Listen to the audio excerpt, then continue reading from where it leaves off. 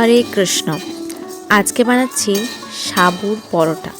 হ্যাঁ, সাবুর পরোটা বানানোর জন্য সাবুগুলোকে ভালো করে লাল লাল করে ভেজে নিতে হবে। তারপরে ঠান্ডা করে মিক্সিতে ভালো করে পেস্ট করব।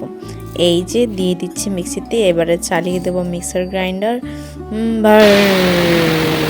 ভীষণ আওয়াজ, এই যে দেখে নাও। এরপরে কিন্তু সাবুটা একদম মিহি করে পেস্ট হয়ে গেছে, দেখতে পাচ্ছ,